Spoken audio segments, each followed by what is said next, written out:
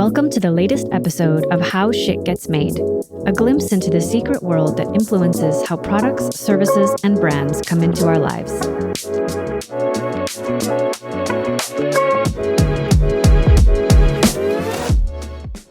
Hi everyone, and welcome. I am MindSpark CEO and founder, Nikki Lavoie, and I will be your host for this episode. Today we're going to be talking about a topic that gets a lot of attention and one that also generates a lot of confusion and maybe even skepticism. It's something that's becoming more and more relevant to our lives because even if you aren't using this particular thing, you surely know someone who is, and a lot of the bigger brands in the world are starting to work with and even develop their own. So what am I talking about? I am talking about cryptocurrency. So to tackle this topic with me today, I have two other MindSparkers with me as my guests. I have Nick Aramouni and Eva Berliner. Hello. And I brought these two on the podcast with me today, not just because they probably feel like they have to say yes when I ask them to do things, but also because they kind of represent two sides of the same Bitcoin. But zing. So yeah, to explain a little bit further about why I asked these two to join me, Nick has experience with crypto, knows quite a lot about it, is actively investing in crypto, and Evie is a self-described skeptic. So I thought it would be cool to have both of these perspectives in the same interview so that we can just sort of talk and have a little bit of a mini roundtable discussion about this topic. So welcome. Hi, Nick and Evie. Happy to be here. Hello. Happy to chat. Thank you. Yeah. I should also mention to anyone listening that Nick and Evie are your future hosts. They are also going to be hosting podcast episodes from here on out. So get used to their voices. Yes. Get used to the banter, the voices. That's right. All right. So I am going to jump in and learn a little bit more about, I think, the best way to start is to kind of understand what do we even think about crypto? What do we know about crypto? So I'm actually going to put Evie on the spot first. So Evie, from your perspective, what is cryptocurrency? What even is it? Oh, okay. This is a very difficult question. And I'm sure when I answer, Nick will hold his head and say, oh my God. Well, to be honest, crypto, I think, first of all, is a digital currency. That's one thing which would be good in itself. But I would also call it something quite shady and unregulated. And I would also say it's something that nobody really knows why it's there.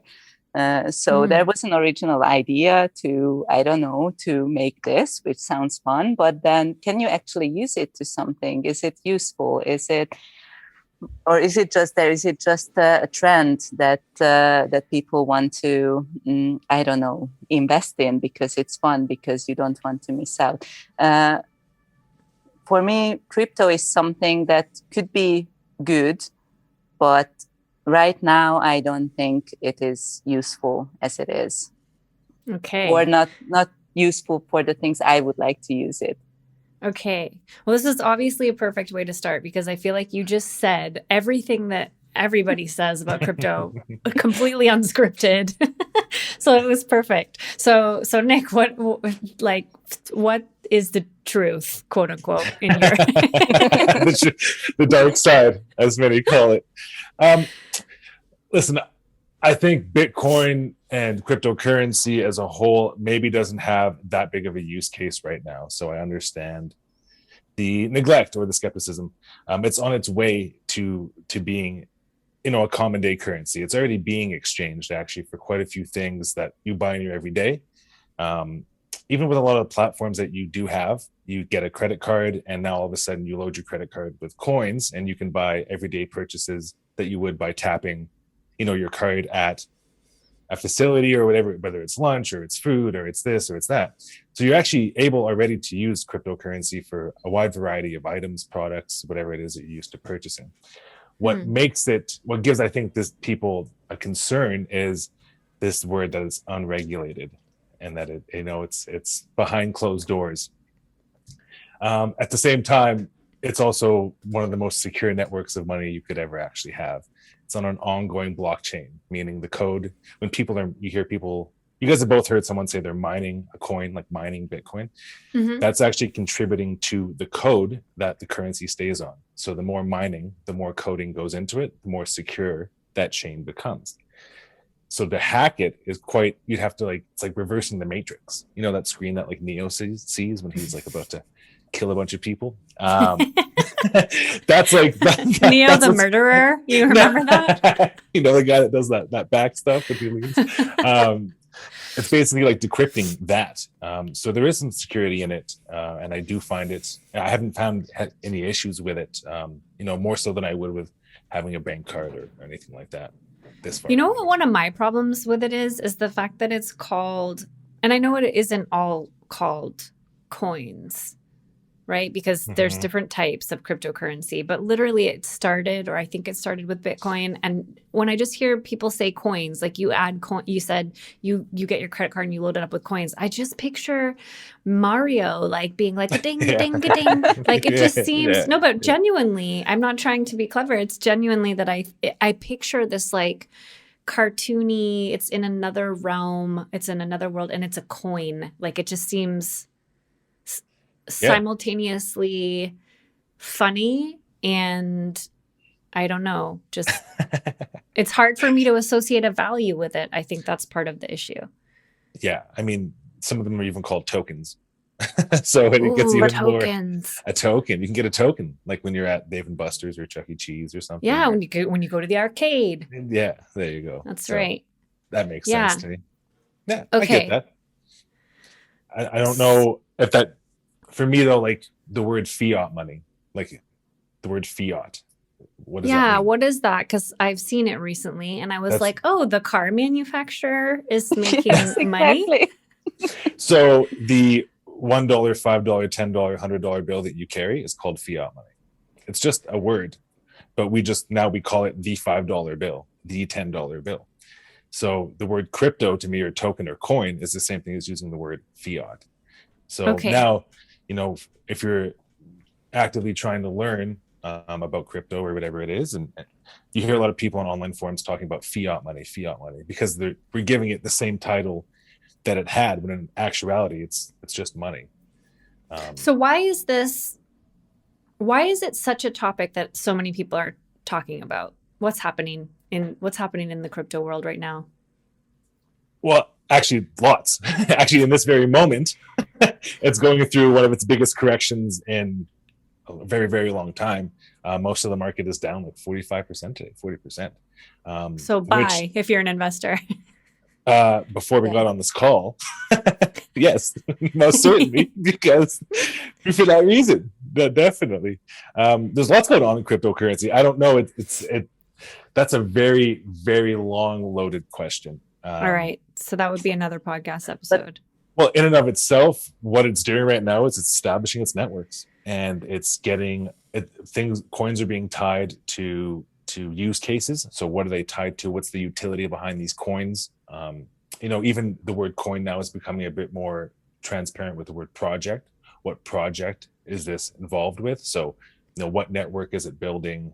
Does it save trees? Does it help feed people in need? There's a lot of like these social utility use cases going on with them, because part of the concern, Evie, correct me if I'm wrong, is that, like you said, what are we going to use these for, and why is there 6,700 of these things, and you know, what's the purpose? Well, utility is the purpose for most of these new projects. That, at least that's what I'm noticing trend wise. So I'm seeing Evie has this thing that I see very often in my daily conversations with her, where she goes, yes, but.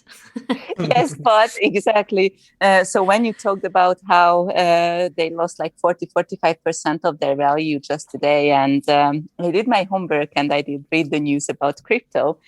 So I heard that it was actually something that the Chinese government said about not accepting cryptocurrencies. Maybe not exactly this, but something like that. And that made just basically all the cryptos fall like hard, or I don't know how long this will last. But this is actually one of my bigger concerns with it. So, you know, it's like, okay, when you get your salary in euros, in dollars, in whatever you have, it's more or less stable. So you don't need to be afraid, well, unless there are some certain scenarios. But you don't need to be afraid that from one day to another, your money will lose its value. The same cannot really be said about crypto. And this is a very, very big issue that bothers me a lot. Mm-hmm. Yeah, I can see that. At the same time, the relation that you're making is maybe a bit off, Evie, because your money in US dollar changes every day. The value it holds changes every day. So keeping in mind that cryptocurrency is 24 hours nonstop going, it's a global currency. For me to buy something in Uganda right now, I have to just type in someone's wallet and send it over the money, and it's going to be worth that value. There is no extra fees, and I don't have to convert it. But your money really does change its value every day. You just don't use it in that international sense.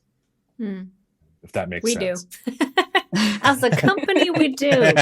So I'm very interested in what you're saying right now. And I see your point, but actually, like, there are so many cryptocurrencies with different values, and their values change all the time. So I think crypto in itself wouldn't solve this problem, saying that, oh, it has the same value everywhere, because some people will use Bitcoin, some people will use, what is it, Dogecoin, some people will use I don't know what. So, unless we have Go Dogecoin. Anyways, keep on. Unless we have like a global currency that everybody in the world uses, well, that doesn't really solve this problem, in my mind, at least. Oh, so shots just fired, Nick. Shots fired. Well, I mean, I don't know how money solves it either. Like, the idea, I don't know how fiat money, which is regulated by the government and centralized by banks and controlled by interest rates, solves that problem either. I think we're living in a time where having complete control over your money is becoming more and more important. Everyone, you know that, right?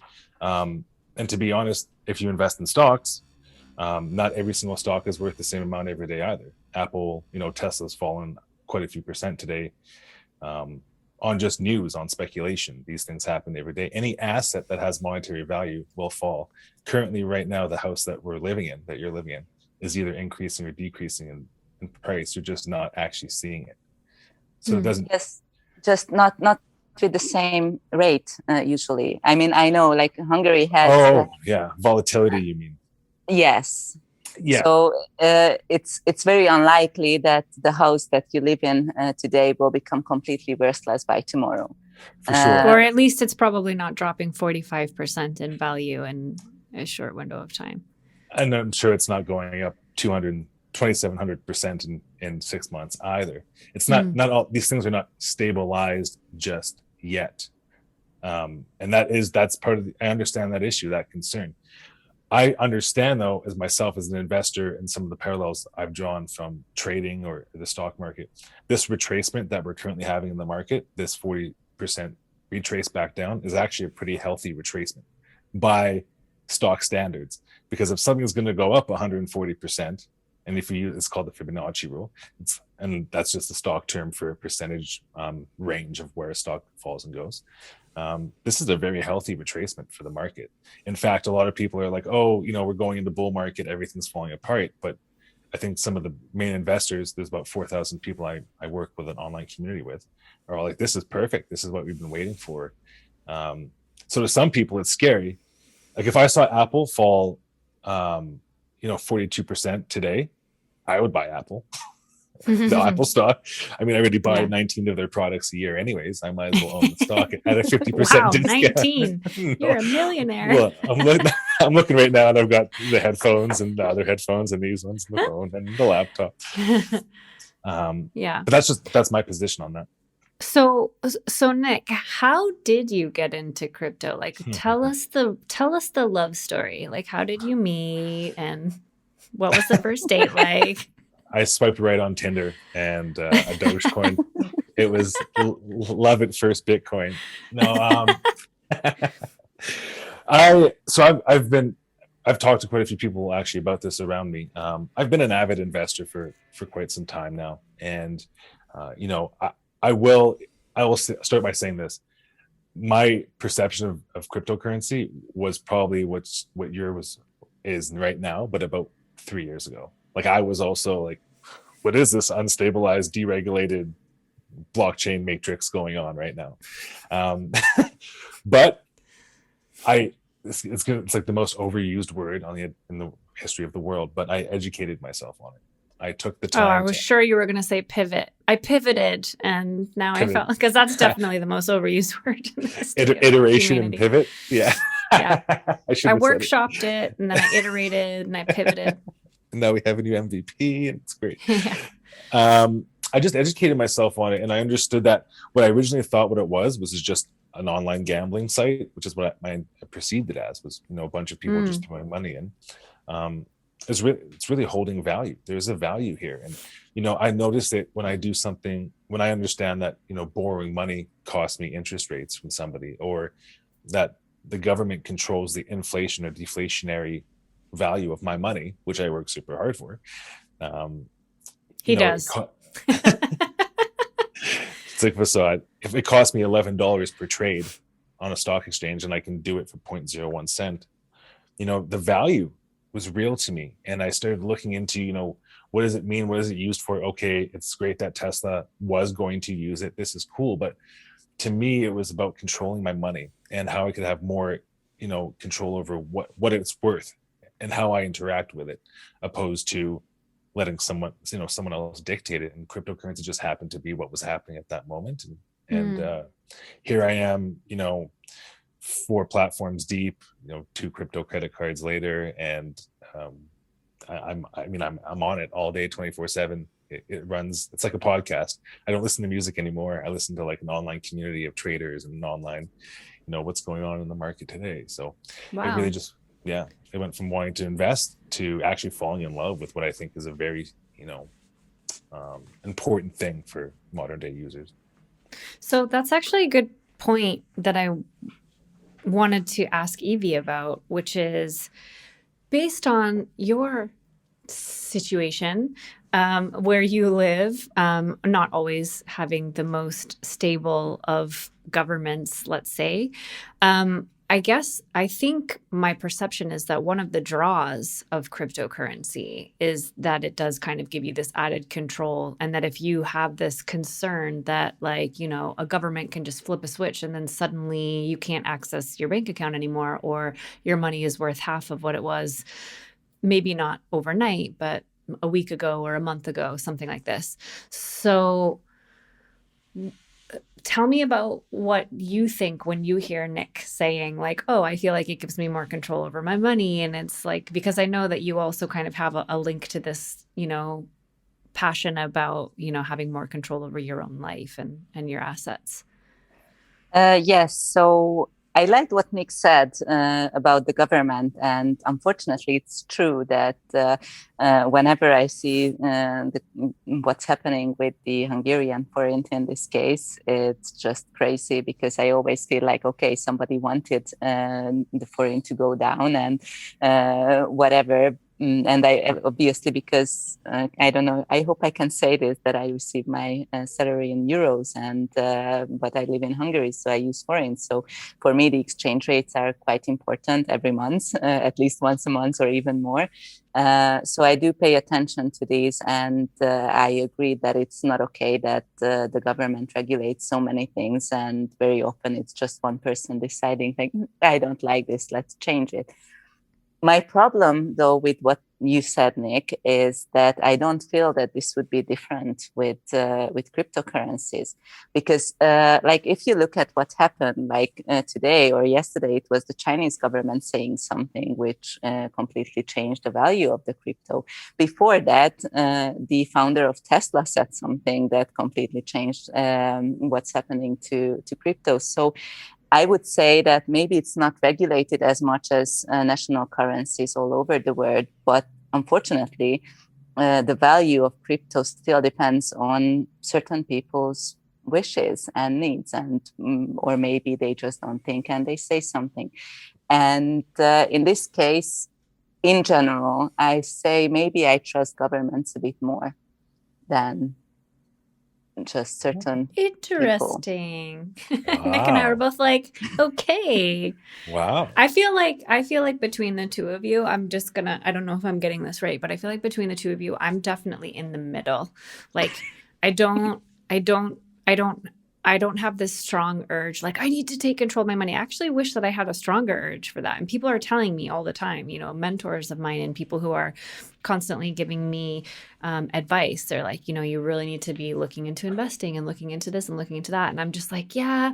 And at the same time, I'm not like, I trust governments more than, I'm just sort of like, I kind of feel helpless. Like I'm just a person and I would like to protect my assets. And there's so many options, and I don't really know which is the best. I understand the idea of diversification.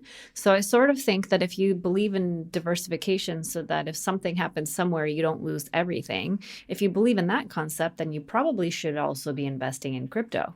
No? Because at the moment, I'm not.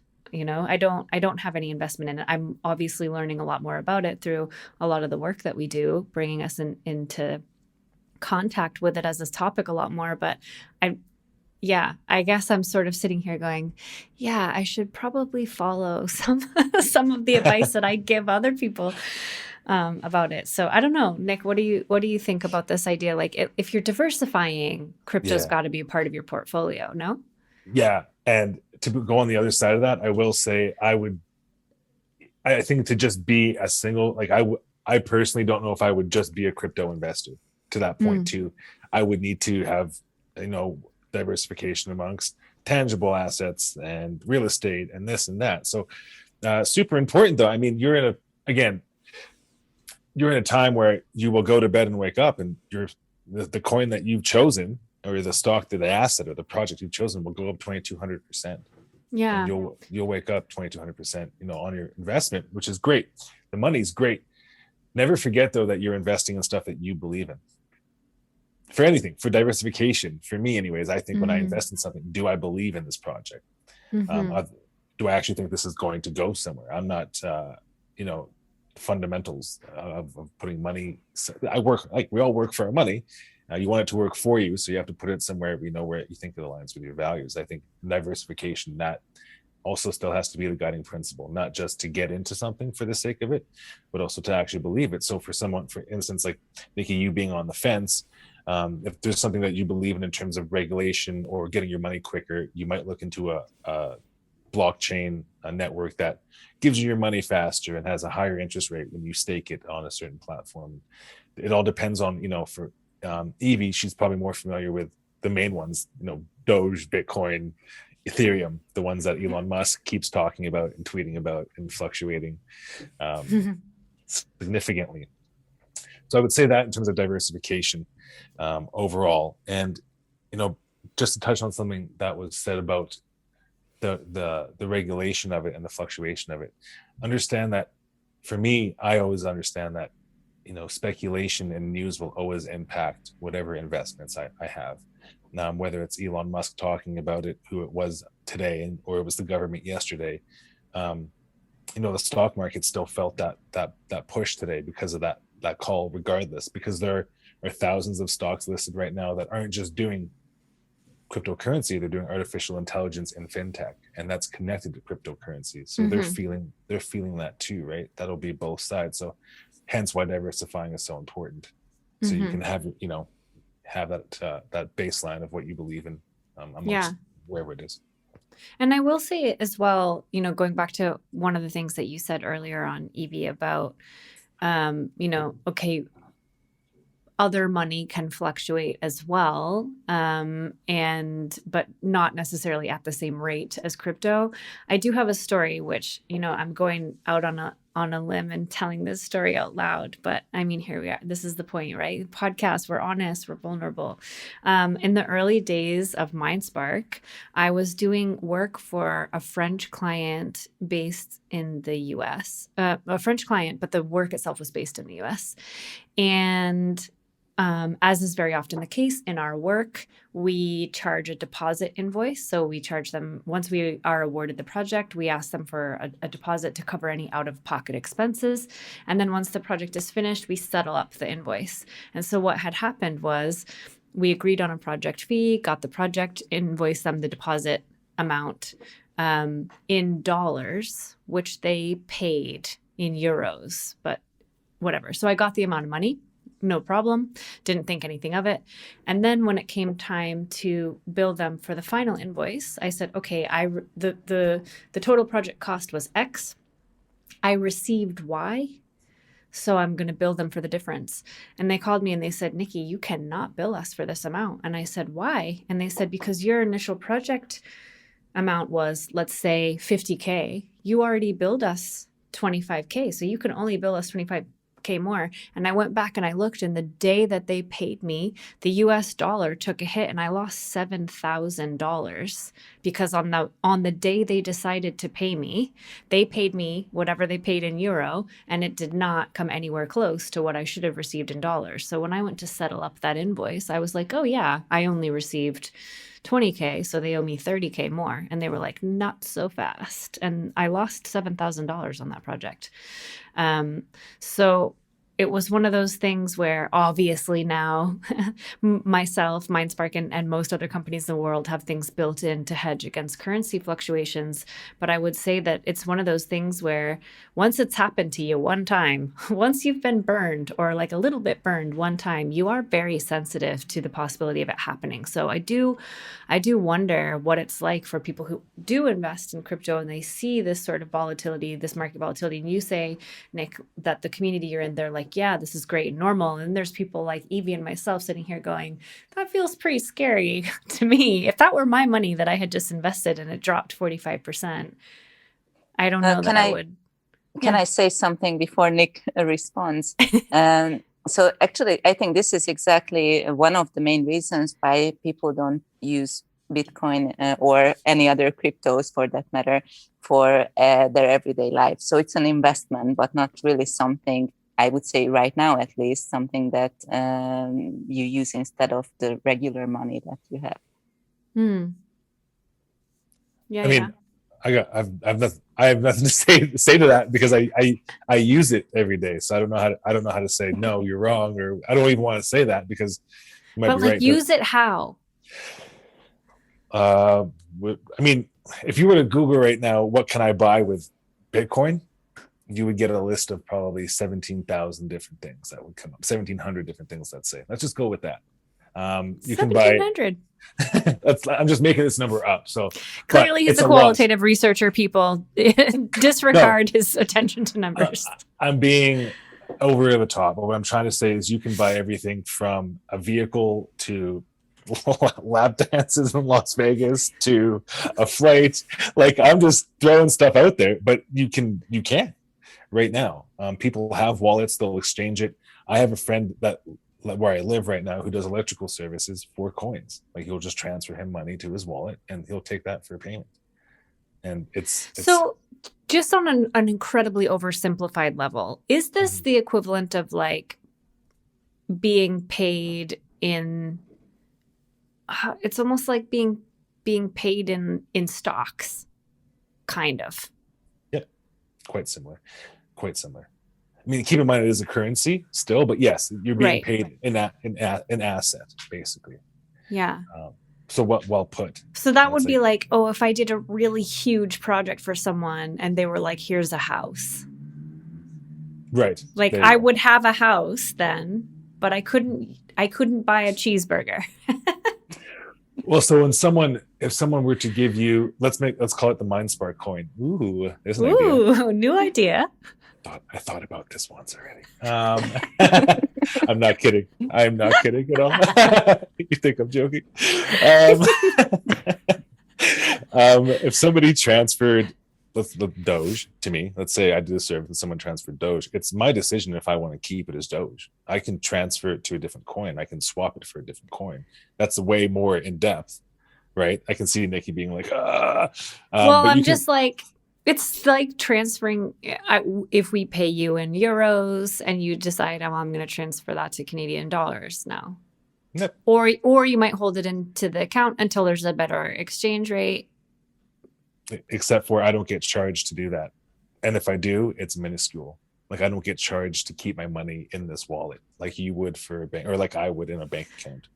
All right. So, Nick, from your perspective, what do you think needs to happen for crypto to be like very widely used, a lot more commonplace than it is now? It's a very What good needs to question. occur? And I don't want to like speak premature. So I want to take a second to kind of like work through my thoughts. But the most important thing, here's what I will say off the start. In some cases, regulating cryptocurrency will devalue the currency. Understand that, right? The second that Bitcoin becomes regulated, well, it's the same thing. I mean, maybe not controlled, but it's similarly regulated. I think what needs to happen for crypto to actually become commonplace is the acceptance of businesses taking it more. I think the more that businesses are willing to say, pay me in crypto, the more consumers are willing to exchange that coin or are more likely to thus acquire the coin or the token or get on the blockchain. Until that point, I really feel like a majority of what people are going to do is just e-transfer or, tap transfer or just throw someone a 20 for lunch. Hey, thanks. Let's split lunch. Here's a 20. Or shared vaults, which I just learned was a thing the other day. Wow. I mean, pooled vaults, shared vaults. I saw that actually. Yeah. It's I was like, what? So I think more businesses have to take it on first and foremost. And I also... You mean as in accepting it as payment? Okay, yeah. Yes. Yeah. And I also, in a weird sense, which might hurt, some of the gains, I'd like to see it less in the news. Like it's like this crazy, oh my gosh, what's going on? Take a look at this thing happening right now. Like that strikes fear in people's hearts. Like Evie looking up the news today and being like 42%. Oh my, imagine my 20 grand is now $9,400. Like people need to calm down a bit and do some research and just use it. Like I will give you some of my coins. Just get on it, use it. You heard it here first, people. Nick's giving away coins. For sure, I will. I just really think like if you're worried about, security, I can tell you right now that if you're worried about security, then you shouldn't be using your phone, because for someone to get your bank account information, all they need is half the information they need is your address. That's the same thing for blockchain. I don't want to get too far into it, but right. I will say just more people trying it, less news, and businesses accepting it for sure. Okay, I've got one more tiny little nuanced question, and then I want to move off of the digging into what is cryptocurrency, which is to say, one of the things that we people who aren't investing, Evie and myself, think about it is, we talk about the regulated versus the deregulated, right? And the deregulated part makes it seem scary. However, as an American, the only American on this call, on this podcast, America basically single-handedly set off the 2008 recession thanks to overly deregulated banking. It was the deregulation of banks that was the problems, not how regulated it was. It was the fact that there were no checks and balances.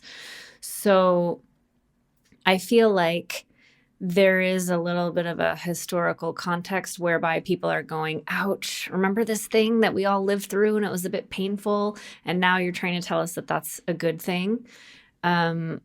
Do you have any response, Nick, on behalf of the crypto community as to, because I get it. On the one hand, I get it, right? There's this thing about it's money from the people. It's money of the people for the people, which is a bit different than having it in an institution where you lose a bit of your own safety and your own security. Back in our grandparents' generation, there were things like runs on banks where suddenly all their money would be gone. That's it. And you were never going to get it back. And there's nothing you could do about it.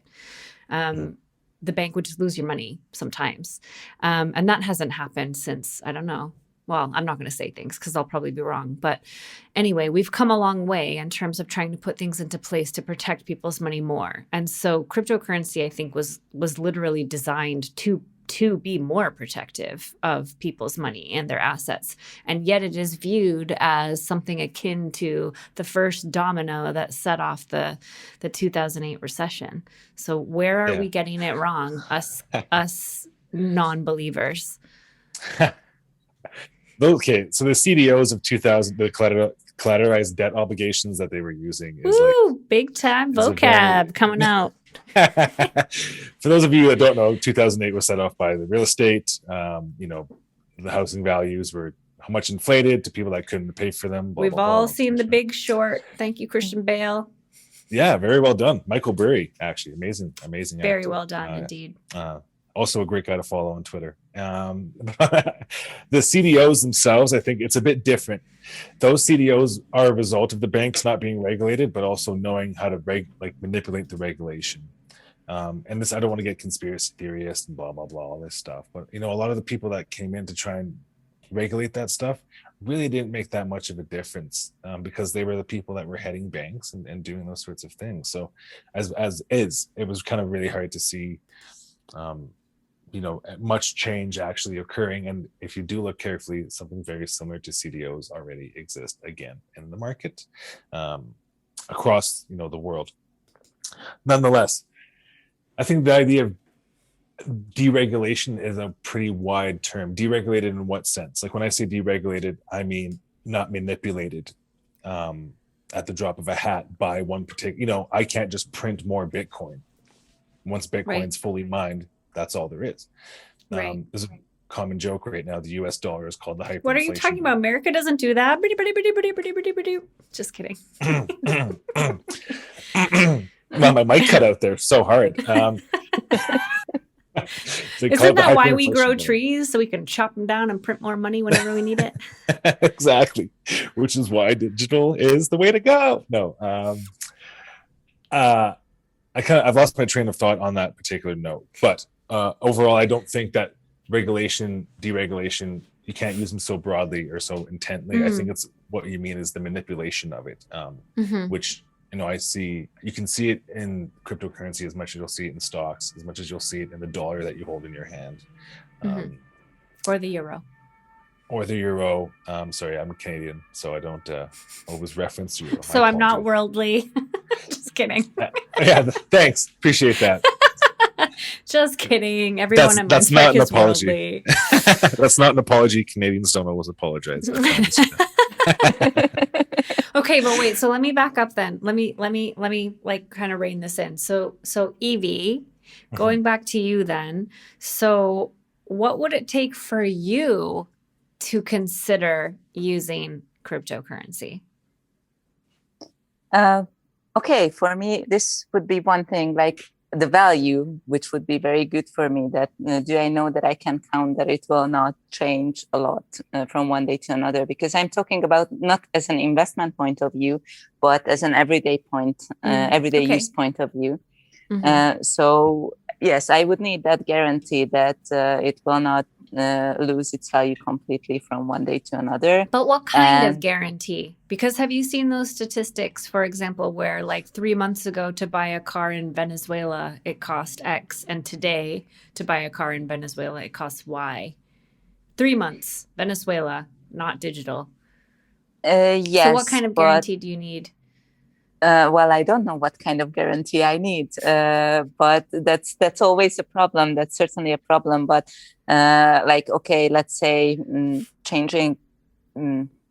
I don't know, how much do currencies change normally? Not Venezuela, because that's another topic. Amount.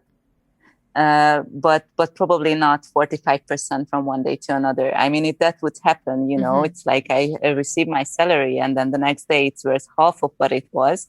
Then how do I make a living out of that? So that's one problem. The second thing would be, okay, can I go to the grocery store and just use my Bitcoins to do the shopping? So these two for everyday living, to consider it a currency that I can use for everyday things. From an investment point of view, I don't know. I think I'm just not brave enough to start investing in something that I don't know what the outcome will be. So that's my problem. Can I ask some one of a personal? Eva, you invest now, right? No, I don't. And no. Not in crypto and currency, but in stocks or anything like that? No. See, and I think that might be one of the reasons. Here's something I actually want to invest in something. I don't really know what yet. So Nick, maybe we will have a private session where you will help me. Sure. I learned because someone mentored me. Or I have mentors around me like anything else, I guess. But question I have for the two of you, I guess, not to kind of flip this around, but like, what made you trust banks? Like, what made you think, hey, I'm going to take the money I worked for and go give it to someone to hold for me? I like that you assume that I trust banks and that I have money sitting in a bank. But I mean, you would, right? Because that's where you. Well, I tend to be, I mean, okay, so I'm just going to talk about my financial details on Well, I mean, on a podcast, but I would say that I would say the bulk of my savings, quote unquote, is I don't have huge amounts sitting in a savings account in a bank. I'm a real estate gal, so I got a couple of properties. And in Paris, where the real estate value has like not decreased ever in, I don't know, 150 years, something like this. Like at worst, it flatlines for a couple years at a time, but it always eventually increases. So, yeah, I don't actually have a ton of my money in banks. you spend it through banks, right? Like with the money you spend. Like that's the reason, Yeah. the reason I'm asking. Sorry, Evie, I'll let you actually go ahead and answer, but I just wonder this because I wonder where I started, not because I'm trying to put you on the spot. Like what made me think this is a good idea to just go give someone else my money? I actually just wanted to say two things. First of all, that yes, for some reason, properties are things that I would also say, like owning a house, owning a flat, or something that will probably not lose its value. And it's probably much better than keeping the money under your bed or the gold or bars or whatever. That's one thing that I agree with Nikki. I also think that's pretty good. And the second is like you trust your bank. Well, this is where we grew up. No, this is what we had all our lives. We had a bank account. Our parents had a bank account. You need to have a bank account actually if you work, because now that's at least for us. It's something that it's a must-have. But again, when you talk about banks, okay, talking about banks is one thing. I do see, to be honest, but this would probably be another podcast topic. A positive change in how banks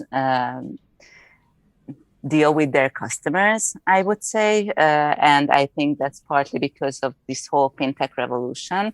And this is what I also wanted to mention, that, okay, I have, for example, 3 bank accounts with 3 different banks. And two of them are not banks actually, but fintech companies. So should I trust them? Should I trust my own bank? What if I try to, let's say, a bit trust both or all of them? Yeah, and just to build off of that, I would say I agree. It's definitely a bit historic. And I do think that things have been improving because of the fintech revolution, as Evie mentioned. But I would also say that even still, even in 2021, I cannot think of a bank that I love. In fact, I hate dealing with banks. I get so mad. I mean, here's the perfect example. My parents, like many parents do, set up a bank account for me when I was born, and they put money into it all as I was growing up, and that money became my college fund. And my first semester in university, it was my parents had stopped putting money into it because now I was in university, so I was going to be using that money. So my first semester, after only like 3 or 4 months, I started to get emails from my bank, and this was back in 2001, so now I'm dating myself. I started to get emails from my bank, and they were charging me an inactivity fee. I mean, the amount of situations where banks have made me blood-boilingly angry. I mean, it happens monthly, I would say. Monthly. So I'm certainly not I trust banks, but I don't trust cryptocurrency. I don't trust banks, but there is something to be said for the devil you know versus the devil you don't. I know my banks are going to be annoying. I can already predict in which ways they're going to try to screw me, and I can try to defend myself. I cannot predict what's going to happen with cryptocurrency. I don't know anything about it. It's a new devil, and there are new details, and it's a new landscape that I haven't mastered yet. So I wouldn't say that I have a fear of investing in cryptocurrency. I would say that I'm not sure that it's more than a trend or a fad. And maybe it will be. I think in many things in life, I am either an early adopter or an almost early adopter. And I think with crypto, I will probably be a late adopter because I don't know what it is I'm looking for. I don't know what I'm waiting for, but I haven't found it yet. That's a great song lyric, by the way. I think we need a MindSpark that. I don't know what I'm looking for. No, the reason I ask is because exactly what you just said. I mean, institutionalized banking has been around 300 years now, like real institutionalized banking. It wasn't until the 90s where it became like this like phenomenon of like Wall Street with the money in the hands and the watches and the high heels. Like, it's relatively new. I mean, banking is kind of, it's had its day. Sorry, pardon me. To kind of establish itself. And so in my mind, here's the one thing I didn't say when you asked what got you into cryptocurrency. I didn't want to think back 30 years from now and say, why didn't I at least try it? Because if it is around, and if financial freedom is something that's important to me, I wanted to make sure that, if I have kids or whatever it is, I can tell them, yeah, I did it, or I tried it, or it's still happening. And I'm like, I was one of the first people to do it, and I understand it. And pass that knowledge on. So I would say, that was probably one of the biggest things. And if it is just a fad and it goes away, and as of right now, I'm an enthusiast, so I'm biased. It's hard for me to imagine the world now without it because it's such a big part of my life. Then it goes away. And I learned a crap ton, and I could probably code by the end of this if I tried, and say la vie, and I made some money and lost some money and made some friends. All around a good experience, though. So for the average person listening, just as a sort of like heading towards a wrap up of this conversation, what are some of the companies or brands that we may have heard of that are actually either using or accepting or developing cryptocurrency? Well, I mean, lots. Google's attached to 3 or 4 projects that they've been working on. SpaceX now. Elon Musk just talked about Dogecoin facilitating a launch of a satellite to the moon, because that's a common saying in crypto, to the moon. It's very like Elon's taking us to the moon, which isn't always good. Makes for a good laugh. There's Facebook, I know, is working on its own coin, which has been something that's been highly speculated on, and then for sure thing, and then not a for sure thing. I believe China just created their dollar system in digital currency now as well too, which is something that just happened yesterday.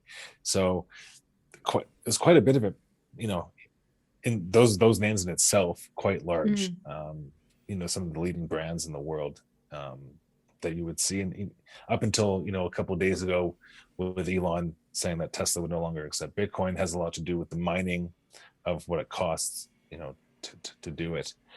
I think as we see more and more eco-friendly ways to mine and these sorts of things, you'll see a lot more companies getting involved. Cool. Yeah, because I know that's definitely a big thing for any of these companies, right? That have like a sort of big electronic footprint, like a Netflix where everybody's streaming stuff for hours, or an Amazon where everybody's streaming stuff for hours, Disney Plus, and that costs a lot more than we think. And that could be a whole other podcast episode about sustainable electronics, streaming media, et cetera, et cetera. But yeah, no, I think that's really good to know that there's some names we've heard of that are involved with these things, and not sort of like in a back alley kind of way. All right. So I started with Evie. I'm going to end back with Evie. What are your sort of like, I've heard from you, what you would need in order to invest?